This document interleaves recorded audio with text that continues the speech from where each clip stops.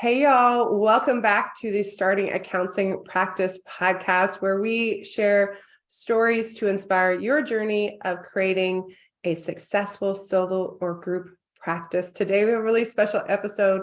The amazing Linzy from Money, Nuts, and Bolts is here sharing her journey of starting her unique business and practice and what that looks like and all the little twists and turns that we have time for to share today. It's going to be really fun. So if you love a peek behind the scenes, especially for people that are doing things beyond the couch and out of the box, this is the one to listen to. Hey, Linzy, thanks for being here with us. Hi, Miranda. Thank you. I'm so happy to be here. Me too. I remember we got to be on your podcast. Yes. Several months ago, and it was just such a juicy conversation, and I just enjoyed it. So it was lovely to be like, oh, this is a human that I really enjoy. Yes. We get to just dive in. And I feel like we both had that experience because we didn't know each other before. And I was like, yeah. oh, I really like you two. This is so fun. Good. So share this in terms of share a little bit about what life and business looks like today, and then we will backtrack as to how it got there. Sure, yeah. So my business is Money, Nuts, and Bolts. The course that I run, that's kind of the bread and butter, the main offer of my business, is Money Skills for Therapists. So this is now what I do full time. I am retired from therapy. I retired last summer, so a year and a half ago. And now I consider myself a CEO who runs a micro company. It's a cute company, but we're a real company where our whole focus is on helping therapists with their business finances and building a better relationship with money. And I just get to focus on that all the time with a team who supports me in doing that. Wow, I love it. Okay, so we're going to backtrack way back to the beginning because I think it informs how we end up there. How and when did you know you wanted to be a therapist? In like a minute or less. Yeah, okay. So I knew that I wanted to be a therapist when I started doing basically like community education, like community development. And I was an administrator, but I ended up running a hotline in this very weird small organization combo where they're like, you're an administrator, but also you run our crisis hotline. And I was like, okay. And doing nonprofit work, yeah. yeah, it's like you do everything. And doing that work, I worked at a pro-choice organization. So I was supporting women with like unintended pregnancies and all sorts of different circumstances, helping them like think through all of their choices. And I was like, oh, I really like this. Like I always knew I wanted to affect change. And I originally thought I was going to be a teacher. Then I went into community education because I didn't want to be part of the school board system. But when I got into one-on-one, I was like, oh, this is where my gift is. Like in this very intimate space, this is so powerful. And then I remember I called one of my university professors and was like, how do I become a therapist without having to be a psychologist? That was like my plan. How do I do what you do, but without the 14 years of school? Let me be real specific here. Yes, exactly. Because I was not ready to start over. I never even took psychology in university. It was like not even really on my radar. I was like, oh, everybody takes psychology, whatever. I'm going to do my own little thing. And then I was like, oh, I probably should have taken psychology. Details. Yes. Okay, awesome. So you went through this process. At what point did you know from the beginning you wanted to do private practice, or was there a turning point when you realized I want to be a business owner in particular? You know, it's funny. I didn't remember this, but I'm an MSW, so one of my MSW friends reflected this back to me, and they said no from the very beginning. I remember she was like, they said the very first class that we did together, when they were talking about where you want to go, you said you want to start a private practice. You were the only one in the room who said that. I'm like, oh, I said that, eh? So I think I just knew that I wanted to create my own space and step out of systems. I was very clear that I don't do well in systems that kind of eat you alive. And I knew that going to my MSW, that this is the path that I wanted to take as quickly as possible. I wanted to get into private practice. Because I also wanted to be a therapist. I didn't want to be like a worker in a system. I wanted to be a therapist specifically. Yeah. You're like, I just want to do this part where I get to like people one-on-one. Like, yes, exactly. Yes. And you had worked in nonprofits, so you saw the bigger picture of what that looks like, or even that space of like, oh, hey, I'm the crisis line worker and I'm doing the bookkeeping. Exactly. That was literally my job. Yes. Which actually in a funny way, is like still exactly what I do now. I Yep. still am like teaching people bookkeeping and doing like the emotional support and, like doing that transformative work. But yeah, it really shouldn't be a job, generally speaking, bookkeeping and crisis line manager. So yeah, I Yeah. did see those systems and I was like, those systems through kind of, in some ways, through no fault of their own, are not good places to be. And I Yeah. didn't want to sacrifice my well-being to try to survive one of those systems. Yeah. And then from the moment that you kind of graduated with your degree hmm until how long did it take for you to actually like finish the licensure process and be able to practice independently? Because you're in Canada, yeah? I Yeah. am. So here's something that is good and bad. Yeah. There's no licensure process for MSWs. Oh, Yes, in Canada. So MSWs in Canada, like we're not allowed to give diagnoses. It's like much more you are expected to work in a system. You're expected generally to be in like child welfare or, I started in like sexual violence, domestic violence. So many people, yeah, many people don't become therapists. They become kind of like workers in systems doing certain roles. So yeah, as soon as I actually started practicing as a counselor before I graduated from my MSW. oh, I and got hired by my placement to just work there. Yeah. and again, you were really bucking the system in so Yeah. many different ways. Of Yeah. like, oh, I really want to go and do this. I want to work outside of a system. Well, we don't do that. Like Yes. legally, I can do this, like all these different pieces. Yeah, I think I really had a much broader sense of, at that point, probably like my own agency or like, no, I'm going to make my own thing than a lot of folks that I was going through school with at that time. Some of them have now gone into private practice, but Yeah. most of them stayed in systems a lot longer than I did. Like they kind of probably more like burned out of systems rather than being like, I'm here for the minimum amount of time possible until I can like get established and do my own thing. Awesome. And then, but the time that you graduated till you started your own practice, how long was that? Oh, that was, I'm going to say like a year and change. So I Mhm. think I stayed at my first role for 2 years. They Mhm. hired me in January and I graduated like that spring. And I was out of there by like 2 Septembers later. So like maybe not even 2 years. Yeah.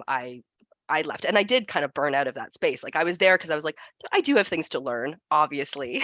I'm like a brand new therapist. And, as I mentioned, like there's no licensure process for MSWs. You're not trained to be a therapist as an MSW in Canada. So you need to find your own trainings. Like I was absorbing like EMDR training and trauma trainings and doing all these things to basically make myself a therapist because that wasn't actually my education. Yeah. Yeah. Mine was interesting that I was a licensed marriage and family therapist, or I went to a merit, like that was the license I was getting, but hmm all my training was not actually in couples therapy or in Right. family therapy. Yeah. And so I was like, oh, I'm an MFT who does individual counselor. Yes. Yeah. You're like, no, I actually don't work with marriage or families. I mean, like I could, but like not really. Like I Yeah. didn't really have any expertise whatsoever.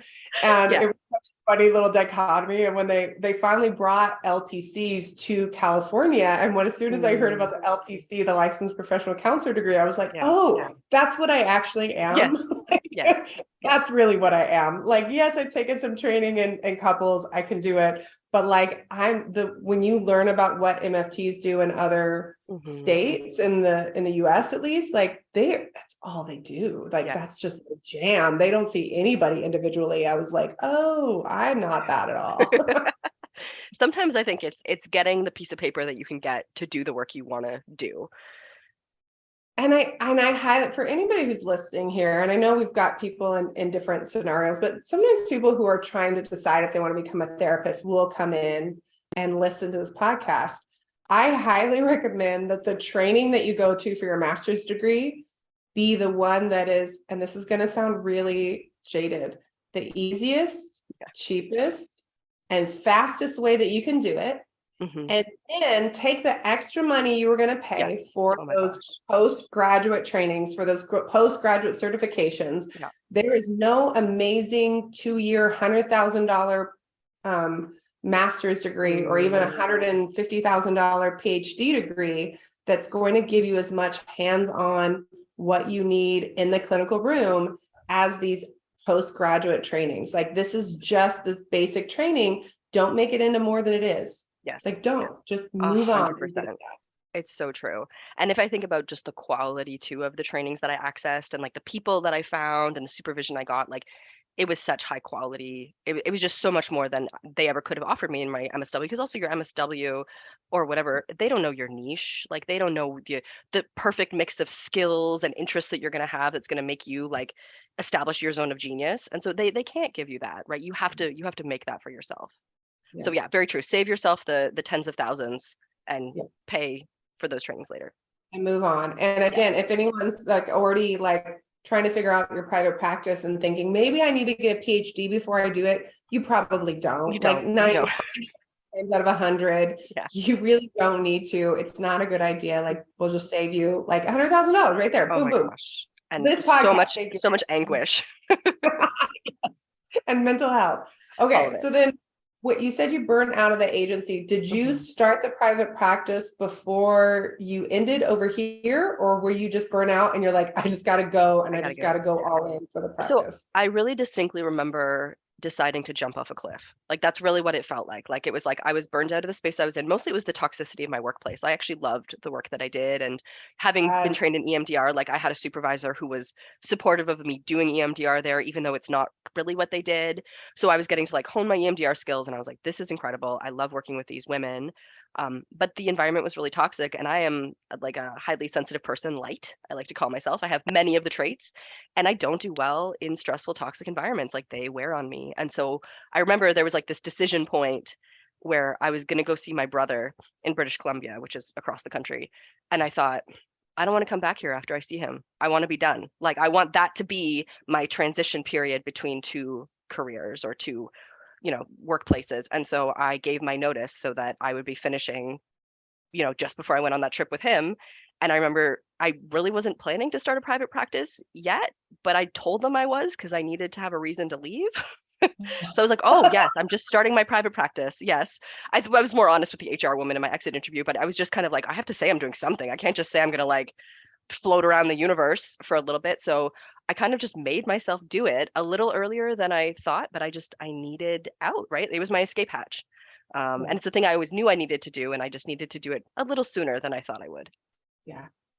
And then from the point that you started, about how long did it take you to get full or as full as you wanted to be? Yeah, I think it took me about 6 months to get full. Mhm. It took me, I remember at first I just stumbled over even describing what I did. Like I was a trauma therapist who did EMDR. Nobody knew what trauma therapy was. And like I think we forget how much the culture has shifted in the last like 7 or 8 years. Yeah. And this was going back to 2013. And I would be at like dinner parties with friends and they'd be like, yeah, so what do you do? And I'm like, well, I work with trauma. I don't know if you know what that is. And like, I just remember feeling I was almost like a little baby deer taking its first steps, like so wobbly. Even though I was already so good at what I did, it's all the marketing pieces, right? I had no idea how to communicate what I did. So it took me a while to figure that out. Once I figured that out and I owned my niche, then I started attracting people. And I had colleagues who already knew the work that I did. So I was getting those referrals coming in. And eventually I hit that point where I was like, this is probably even more than enough. Like I'm actually full now. And that point was sooner than I thought it was. Like it was less clients than I thought it Yeah. would be. That was a lesson I had to learn of like, oh, full for me is actually not 20 or 25, it's actually 16. Yeah. Yeah. Yeah. And I think especially when you're doing intensive work, Yes. and that could look like trauma work, that could look like MDR, that could look like couples work, it could Oh my look gosh. like working with kids where you Yes. also have to navigate with the families or Parents. Yes. whatever. Like, I think especially going from an agency where maybe we have 32 or 35 clients a week or whatever silly thing that they Oh put gosh. on us, Yeah. then we say, oh, well, if I'm only doing 20, I mean, like that's like part-time. Yes. And then Yeah. you get into it and you're like, actually, there's a lot more that goes into running this business. And just doing like I'm doing all my own phone calls, all my emails, all my reschedules. There's no one to do any filing. I'm vacuuming the floor, like all of it. Like you may Yeah. seem like there's no there's no wiggle room anymore. Yes. And you're doing your own bookkeeping, like it's everything. All of it. All of it. And I think too, like once you niche into your zone of genius, like once you find your niche, at least for me, it was a really intense niche because I'm like let's get to the roots of it. Oh, there's pain there. Let's walk into the pain together. And like Yes. I can't do that 25 hours a week. Right. So No. it's going to depend on your niche. Like I'm sure that certain modalities and certain personalities too would allow you to work more, and it's a different number for everybody. But for me, it was just realizing like, right, the work that I do is emotionally demanding. And if I don't recognize that, I'm just going to burn out of this profession altogether. And I think that place, and I say this 1,000 times, but I just have to keep saying it. Every person who comes into you, as much as it's within your control, the first client of the day to the last client of the day, the first client of the week to the last client of the week, they should get like the same Yes. amount of energetic you. Yes. And if Yeah. you're doing this dynamic where somebody's getting a shitty version of you because you already saw 7 clients that day, that's not fair. Even if you think like, well, I'm fitting them in, I'm doing them a Hmm. kindness, it's a crisis. Sometimes in a crisis, I'm like, oh, that's fine. I'll be the Sure. shitty version of me in a Sure. crisis. But Yes. that shouldn't be the regular scenario. No. It No. shouldn't be the like day in and day out. We need to be really honest about, I like to think of it as sun exposure, right? Mm. There's a certain amount of sun that's great. Like we need it for vitamin D production, Mm. Yeah. for Yeah. like joy and happiness. And then at a certain point, it literally causes cancer. Like we need to find Yes. this middle ground of like Yes. not giving ourselves cancer from doing this like really important work. Totally. Yes. Absolutely. Yeah. And I mean, something that I think about and talk about with my students as well is um, also when you let yourself be fresh, you can charge more because you're giving better service, and folks are not going to need to see you as long, right? Like when they're getting those best sessions with you where you're just like your brain is like ping ping ping ping ping and like grabbing things they said 5 sessions ago and like noticing this tiny affect and digging into it, and suddenly something that's been blocked for like 3 sessions is totally shifted. Like that shit's magic, right? Like that is Yeah. so valuable, and letting yourself have a schedule that actually allows you to be at your best is just wonderful for everybody. Everybody benefits in that room. Yes. Awesome. So at some point, as you realized it was 16, Yes. instead of 20, there Yeah. was some numbers involved. So let's talk Yeah. about like, because obviously at some point you move from this place of private practice to Mm, kind of digging into this money side of things. Let's talk about that transition and how that started to um, reveal itself yes. in your private practice journey, this money piece of things and this other thing coming up. Yeah, absolutely. When I started, I remember being very hungry for information about how to do money, how to money in private practice. And I Mhm. had books, and I would dig through books of like, how do you organize your receipts? How do you pay taxes? Like, how do you estimate? And there really was no information. Like I would glean like 2 paragraphs from this entire book that would give you a suggestion on how much you should pay for rent compared to your, revenue of your practice. And I'm like, okay, that's something. It's like crumbs. I was gathering crumbs. And so I noticed like on one hand, I was very hungry about this thing, but also when I couldn't find it, I was like, okay, I'll make a thing because I, had been keeping spreadsheets of my own expenses since I went to university. My mom showed me how to do like a expense tracking, and I did it diligently all through university. That was my version of budgeting, is I just tracked everything that I spent, and then I'd be like, "Oh, okay, I've spent a lot on food this month. Like, I'm good for now." So I Yeah. had that tendency already, and then I noticed this gap, and then it was actually really identifying like my work wife from the agency I worked at, the one that I like had lunch with all the time, and we would like get away for walks and do all our trainings together. She wanted to get out of agency work, but she was like, I just can't do the numbers. Like, I don't want to think about taxes. I just want to be an employee. I just want to get paid. And from my perspective, it's like if you learned these skills, you can unlock this whole world of like being your own boss, not feeling exploited, getting to serve the folks that you love, like all the things that I loved about private practice. I could see that for her and so many of my other colleagues, the numbers part either blocked them from even starting practice, or was this Mhm. like endless stress that detracted from their enjoyment of practice because they're constantly like, I don't have enough for taxes. Shit, I'll do something about it later. Or, feeling just very like foggy and unclear and stressed. And so there was this point where I realized like, oh, this thing that's like interesting to me and easy and fun, everybody else hates. So Right. maybe I can do something that will help them, and also to balance like the heaviness of the work that I was doing. Like I remember Yeah. going to a training. The move that I made, the like big move, was I found there was someone I was following online who's in our space, who does like fee setting stuff. And I had this huge business crush on her. I was like, she's the coolest ever. And she's the only person I'd seen doing anything beyond private practice at that point. And so I reached out to her to be like, basically take my money. Like, I don't even know what you do. I don't even know what you offer, but like, take my money. I need to work with you. And she was like, oh, I don't do individual, but I am doing this retreat on like building your next level thing. And like, given your love of like money and therapists, like you're a perfect fit. So I flew to San Francisco, which is across the continent. I was like, I don't know what I'm doing. I don't know how much this costs. I barely know where San Francisco is. Like, it's like so out of my radar. But I love it. that was my like, like the money person. Like, I don't even know. yeah, I'm like, whatever, But I'm you're gonna make it work, right? Like, and this is when we really want something, this is what we do, is like we figure it out, we make it work. And I remember it was at that retreat that they did an activity being like, if you think one day you won't be a therapist, like step away from the wall. Like it was one of these like group exercises where everybody's touching the wall. And I stepped away from the wall. And it was the first time that I was like, oh, yeah, I think I might actually want to leave therapy. And that was, that's like 5 years ago now. But it was like this real moment, like I'm getting chills thinking about it. Like it was this real moment of owning, like, maybe I actually don't want to stay in this like really hard, heavy work for the rest of my life. Like maybe I don't want to live here. yeah. Oh, I that Hmm. and it's such an interesting thing how, like, obviously, as someone who doesn't do therapy any longer and who is Yeah. also retired from therapy, Yeah. my process came up so differently. But that like weird magic of like how things kind of come to be, and as you like that truth uncovers itself. And I could imagine, I think that we're aligned even from our previous conversations of Mhm. I didn't realize when I felt like I was kind of directed from the universe to step away from therapy and to kind of dive into the business school stuff.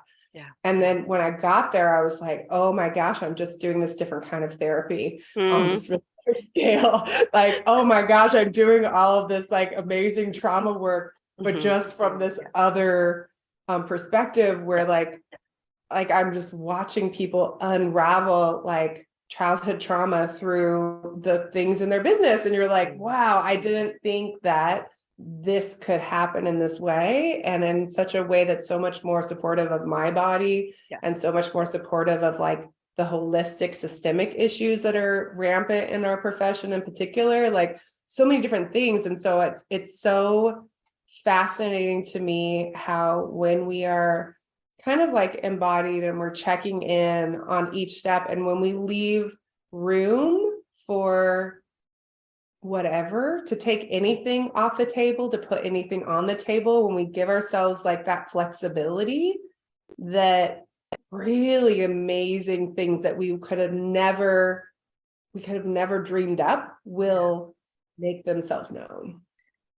Absolutely. Like I think I completely agree that I think that the work that, each of us are doing in our own ways is just as transformative as the work I was doing before, but it's in this different way that it doesn't exhaust me, right? Like the Yeah. work that I did, I think just given my nervous system and the clientele that I chose, like it took so much bandwidth to do every session, especially if I'm like working with folks who have like parts and like DID, and it's like I'm balancing like so much in my mind, and it demanded so much of me. And it was like so transformative and so powerful, but at great cost to myself. And now the work that I do transforms people's lives in kind of a different sphere, definitely trauma related, but it's like it has the financial impact, which is not the work I was doing before. But I am not exhausted, which is a huge difference for my life and my ability to keep doing this kind of Yeah. work. But do you think, or have you seen yet, Yeah. that when somebody starts to take something that's like uncomfortable or unseen, or something that maybe they even associate shame with, like money, Yeah. and they start to like unpack it, they start to set boundaries around it, they start to voice that do you see how then they start to like that generalizes in other areas, Oh, where suddenly like yeah. this transformation of money, we're just like, it's just a financial change, but the skills that they learn and practice Hmm. in the area that was so icky Yes. and funky then start to just make magic everywhere else. Absolutely. Oh, like 100%. And I do think a lot of it is because, as you say, like it is trauma, right? Like what makes money hard is the same thing that makes romantic relationships hard, or being like calm when you're parenting hard, like it's trauma. And so when folks work on that, and a lot of the work that people doing money skills for therapists, I'm sure they also then take to therapy, right? Like you bring up things and you're like, oh, this memory of my dad, like always losing his job has not only made me scared of losing my job, but makes me feel unsafe in life. Time for Yeah. therapy, right? And so there's that piece, but also what I notice is there's this expansion that happens when you build a better relationship with money, because money, I think in so many ways, is fundamentally about possibilities, right? Mhm. It's and those possibilities, what's going to connect with you is like the possibilities that matter to you is going to change depending on your stage of life and who you are. But what I do see happens a lot is folks who graduate from my class, from my course, and who really engage and get it and make the changes. A year later, they start building something else beyond therapy. It's like they let themselves out of the box.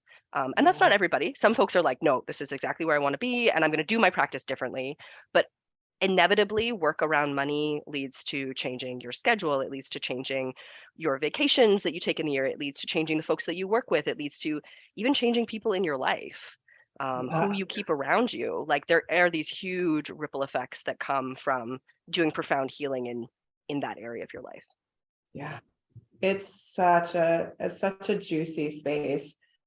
And I think there is so much in our culture as therapists, right? As Hmm. counselors in this broad space of, oh, insurance takes care of that, nonprofits take care of that. Like I don't see beyond the thing. Like the amount of therapists that will say, well, I didn't know the reimbursement was going to be that low because I didn't understand what I was signing, what I was agreeing Hmm. to. Hmm. And again, these spaces of like, oh no, like what would it look like for me to like really own the story? I'm not signing something that I don't understand, and that I'm going to really create something that works. I was talking with someone yesterday in the UK, and they were talking about this issue of like, the cost of living crisis, and in the United States as well, we have an incredible amount of inflation. Yes. In the UK, it's because the cost of goods have gone up because the war is so close to them. Mm-hmm. Here, it's just for the most part, there's a lot of corporate gouging, unfortunately, in the United States, Right. that they're uncovering, which is unfortunate. She's like, but what do you do about that? And I was like, well, if what you need to eat goes up, then you have to increase your, the pay for their services. Hmm. And it was actually, and she was like, oh yeah, like, Yeah. like, oh yeah, like it's not the first thing that we think about. The Hmm. first thing that we think about is trying to, well, I'm going to tighten my belt in some way. But as therapists, most of us have already tightened every belt. People are Yes. living from paycheck to paycheck, already going into debt every month. And then something happens and we just go, okay, I'll just squeeze it hard, tighter. Yeah. And to say, like, no, like you need the amount of air you need.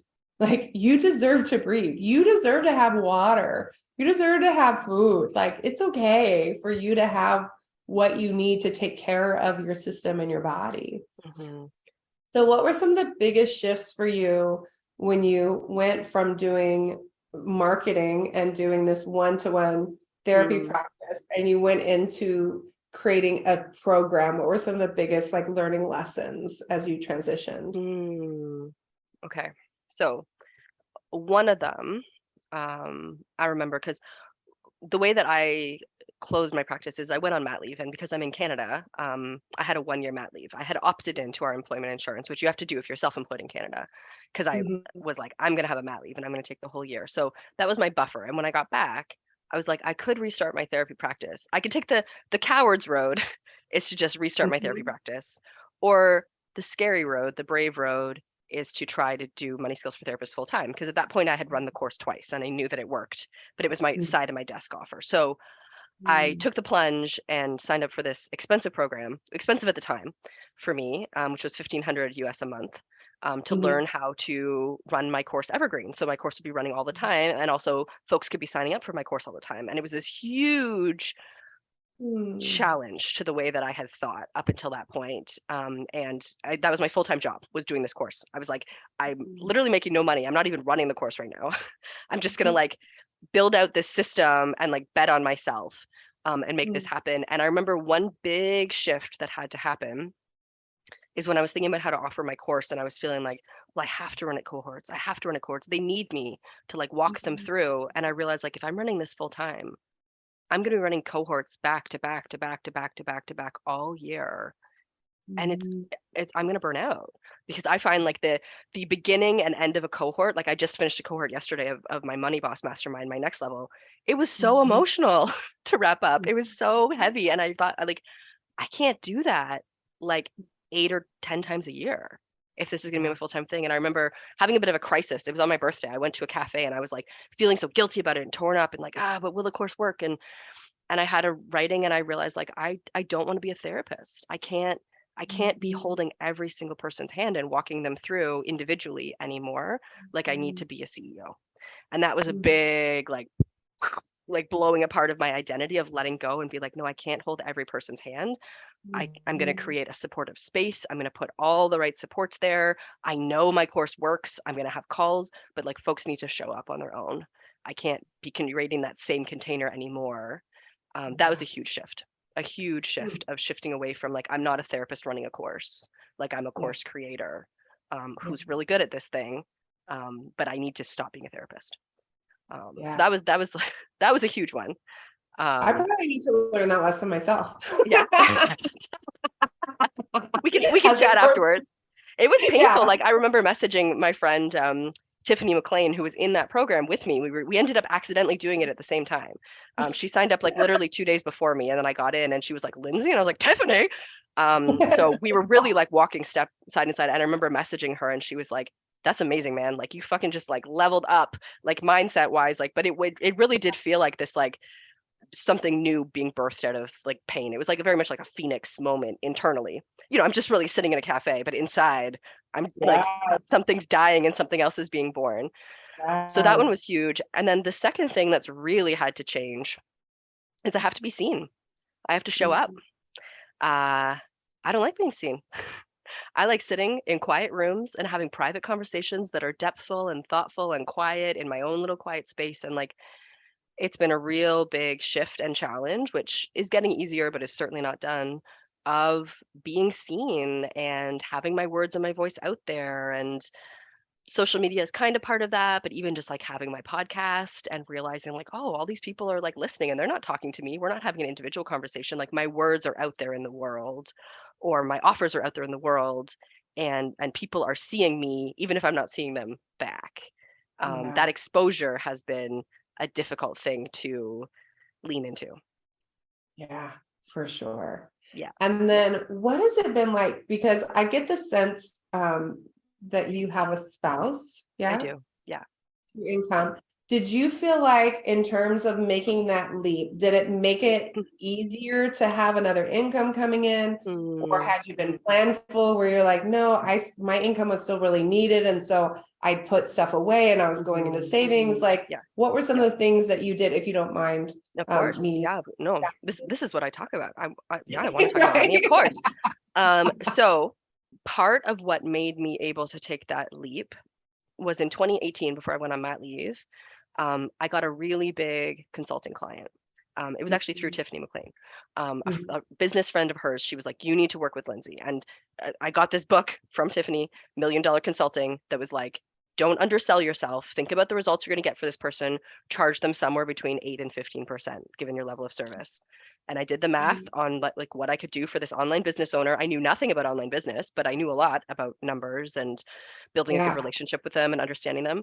And I did a package with her where she paid me, it was 55,000 US, which at the time blew my own mind. Like I was like, I kept waiting for her to be like, you tricked me. This is terrible. She never did. She was really happy, but I saved that money, not all of it, but I had like a seed fund, which allowed me to make that step, right? Which like in some ways I'm like noticing, Miranda, as I'm saying this, I'm like, I want to say to people listening, you don't need that. You don't need that to take a leap, but this is part of my nature. I did put that aside knowing that I might need that. And so I had not invested it or spent it. It was just sitting in my business bank account. I think it was about $20,000 that was still there when I came back. And it was like, I have like 5 months of money to just like figure shit out and build Yeah. this new thing. And then if I run out of money, I will decide what to do then. So I gave myself that seed money to be able to take a risk, Yeah. and just be building something with like literally no income coming in. There were Yeah. months where my revenue was $0. Yeah. Well, and even the like, even with that, because you're saying, well, I have this $4,000 a month, but also then you're still investing in yourself of this $1,500 a month program, right? Yes. Of like, how do I actually like do this? Because Yes. there's a lot of like learning lessons. What do Yes. you imagine it would have been like? I'll just throw this out there. If you Sure. had done the same thing that you did without investing in the course on how to do evergreen courses, like, what do you Oh. think? Oh, It would look on your have face is fantastic. well, like it's very interesting, because like that investment, I remember feeling like everybody in that community was like so stressed because it seemed like so much money for the people at that Mhm. level. And sometimes Yeah. I remember thinking like, am I being ripped off? Are they giving me the minimum for what I'm getting? When I look back on that investment, it was worth every penny and more. Like Yeah. I firmly believe in not reinventing the wheel and not taking 3 years to figure out something that somebody else can teach you in 3 months. It just doesn't Yeah. make sense. Financially, it doesn't make sense. If you think about like return on investment, it's like Yeah. I paid $18,000 for that course. I leveled up when they offered a next level, like a CEO uh, course on top of it. I jumped into that too, which turned it to $2,000 a month. And like, yeah, it hurt to pay $2,000 a month, but $2,000 a month for me now, that's one person buying my course. It's nothing Yeah. compared to being able to build a funnel and learn how to market and like have people having the chance to join my course at any moment given like the actions they've taken. um, the potential there and the return on investment that has actually happened is I can't even say how much more it is. It's probably 20, 30, 40 times greater than what I paid for that at this point. That's rad. That's Yeah, rad. it's And like, on yeah, average, when you look at like what's happening with your business, how many people yeah, join like on this evergreen, like a month or a day, or join your yeah. course? What does that feel like?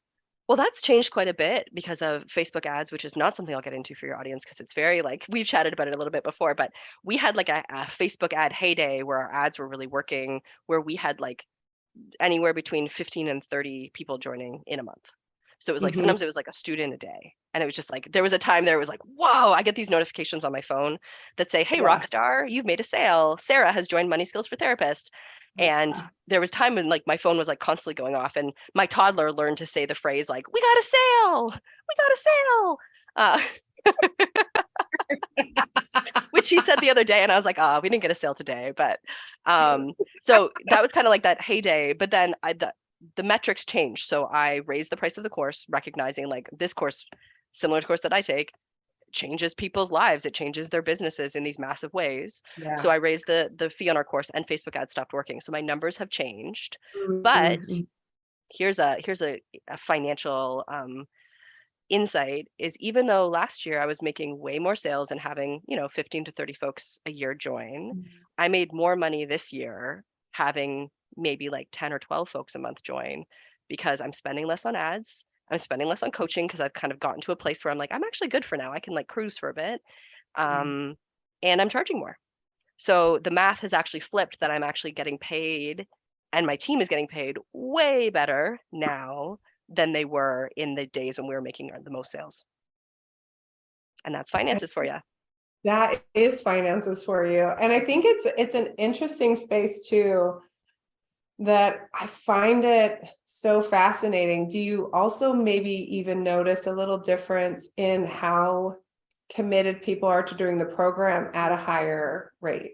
Hmm. Or do you feel like it's about the same as when it was $2,000 versus what is it now? I don't recall off the top of my head. Yeah. So before it was 1297, and then I upped it Okay. in 2022. It went up to 2000. Mhm. And Miranda, the honest answer is I'm not sure. That was certainly Okay. the intention. The intention was people pay more, they got more skin in the game, they work harder. But an interesting thing about my course, interesting from the perspective of like letting go of being a therapist, and it's like you're not the boss of this. People are on their own journey. Is like folks sometimes work through the course and they don't come to calls. Like we have calls every week. I do calls. My coach who works for me, who's wonderful, does calls. Sometimes folks come to literally no calls. It's like I've never met them. And then they do their one-on-one call with me at the end of the course. And they're like, this course was amazing. Thank you so much. All these things have happened. And I'm like, I've literally never met you. And so that's been something that like my coach and I, who my coach is a therapist, she's a psychologist, have had to almost like try to appreciate, because our nature is to be like, but we want to help them. We want to help them. We want them to come to calls. We want to connect with them. Like, it's like, we want to be part of their journey. And it's like, we actually don't have to be. The course actually You works on its are with own. the videos you have in The there videos. with all, Yes. like, you feel, I would Totally. do that with the introverts versus the extroverts that would take our calls. The extroverts, like every positive, every negative, Right. every phone All call, of every it. client, they're like, oh my gosh. The introvert is just like, I took this course 3 years ago and I just needed to say thank you. But like within 3 months, I had 15 private pay clients, triple my fee. And I just want to say, like, it's just been great. I'm now a group practice. I've used your Yeah. materials. Yes. You know, and just like, And you've like well, literally I never met them. Yes. never Yes. like I've Yes. kind of maybe I'm like, and I go and look, like they've made 3 posts in 3 years, Yeah. if that, you know, Totally. like, And this is the yeah, thing, right? Is like that has been a real identity shift for me, which I've welcomed, because I know for me the cost of being a therapist and the cost of walking everybody's journey for me was high. yeah, Is actually having to be okay with that. Having to be okay with the fact that somebody's watched my videos and my videos have done the work and I haven't had to. That has been a yeah, real shift, to accept that like my teaching works. So I actually don't have to be doing a lot of coaching on top of it. yeah. I love this. I love this. Okay. I feel like, I mean, we've already been talking for almost an hour. This is enough for anyone in like a podcast to possibly listen to us jammer on. But I've enjoyed this conversation so much. Me too. Me too. If you want to go and check out Money Skills for Therapists, y'all, you need to figure out your money stuff. This is the most common thing, even with our business school, and people are like, I don't need business school. I just need marketing help. We're like, no, you don't. You can into oblivion. You can have 50 clients a month coming into you as a person and be making no income. I have seen it over and over and over again, and it breaks my heart. And it's not good for the clients. It's not good for you. So if you need to dive down, she has an amazing podcast. Go and check it out. Money Nuts and Bolts. If you go to zinnyme.com and click on the podcast, we'll also have links to, she's a freebie for you all. Do you want to share what your freebie is? So I have a freebie. It's called Get Off the Income Roller Coaster. There's other freebies there too, but this one, if you find yourself like feeling like some months you can pay yourself like a ton from your practice, and then other months you're like, oh, there's no money for me. That really pulls us onto this, like I call it the income roller coaster, like these ups and downs. And the guide is on how to even that out and pay yourself regularly so your family can rely on the money that's coming in. You can plan ahead, and just take that. We don't need to have thrills in our private practices. We need consistency. So you can check out that guide, moneynutsandbolts.com, and the podcast is Money Skills for Therapists podcast. Awesome. Thank you all for listening. Until next time, y'all.